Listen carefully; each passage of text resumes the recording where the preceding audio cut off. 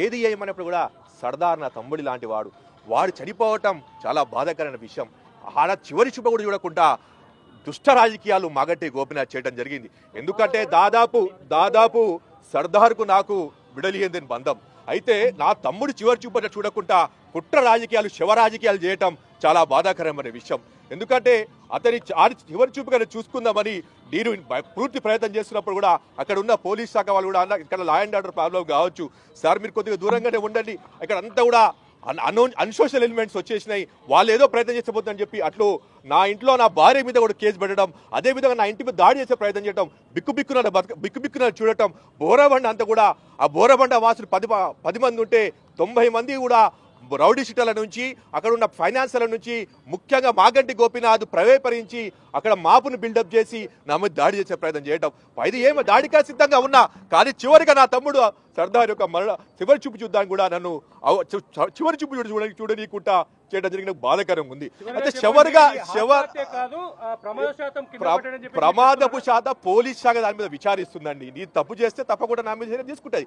అయితే వారం రోజుల నుంచి అటు నేను పారిపోయానని, అదే నేను అక్కడ కనబడతలేదని నన్ను పోలీసులు గాలిస్తున్నారు. ఇంత అసత్య ప్రచారం మాగంటి గోపినాథ్ చేయటం అన్పార్లమెంటు అన్సోషల్ లాంగ్వేజ్ చూడండి. ఇప్పుడు ఒక ఎమ్మెల్యే అయి ఉండి ఒక ఎమ్మెల్యే నా ప్రాణానికి క్లియర్గా గతంలో కూడా పోలీస్ శాఖకు 2025లో మొన్న 2025లో క్లియర్గా 25 ఇచ్చాను, 21 కూడా ఇచ్చాను, నా ప్రాణహాని ఉందని. ఇంకోటి ఆ రోజు సర్దార్ చనిపోయినప్పుడు ప్రైవేట్ కాల్స్ నుంచి డైరెక్ట్గా నా మీద ప్రైవేట్ కాల్స్లో ఫోన్ చేసి బెదిరియటం జరిగింది ప్రైవేట్ నంబర్స్ నుంచి. క్లియర్గా నిన్న నాంపల్లి దర్గాలో ఉరుస్తుంటే ఆ ఉరుసుకి నేను పోతే నేను మా కుటుంబ సభ్యులు క్లియర్గా సోషల్ మీడియాలో క్లియర్గా పోస్టులు పెట్టుకుంటూ మాగంటి గోపినాథ్ అనుచరుడు బాబా గోపినాథ్ అనుచరులు నేను నాంపల్లి దర్గాలో ఉన్నారు, వెంటనే దాడి చేయండి, పట్టుకోండి అని చెప్పి సోషల్ మీడియాలో పోస్టులు పెట్టారు వాళ్ళు. అంటే గోపినాథ్ గారిని ఇక్కడ సూటిగా ప్రశ్నిస్తున్నాను, మీరు ఒక ఎమ్మెల్యే స్థానిక ఒక పదవిలో ఉండి అన్పార్లమెంట్ లాంగ్వేజ్ చెప్పరాని మాటలు మాట్లాడటం ఎంత బాధాకరమైన విషయం. నేను స్పందించకపోవడానికి కారణం క్లియర్గా నేను ఇక్కడే ఉన్నాను చెప్తా. నిన్న దర్గాకు పోయి నిన్న నాంపల్లి దర్గాలో ఉరుసులో నేను అక్కడ ఉండిపోతేనే అప్పుడే ఆడ పోమని దాడి చేయమని ఇగో చూడండి క్లియర్ కనబడుతుంది. ఇక క్లియర్గా పోలీస్ శాఖ మొత్తం ఇంకా తెలియస్తూనే ఉందా చూడండి. కార్ రెడ్ కలర్ థాలో తిరుగుతుండో ఆయన పట్టుకోమని చెప్పటం, ఇది ఒక అడ్వకేట్ ఏమో నేను ప్రేరేపించటం. ఇంకోటి చూడండి నాంపల్లి దర్గా యూసుఫేన్ ఉన్నాడు, దాడి చేయమని చెప్పటం. ఇక సోషల్ మీడియాలో ఇట్లా దాడి చేయమని చెప్తున్నప్పుడు అంటే ఇక నేను కనబడుతున్న పరిస్థితి ఏందండి, పూర్తిగా కూడా మాప్ బిల్డప్ చేసి హత్యా రాజకీయాలు చేసి ఒక్క నిమిషం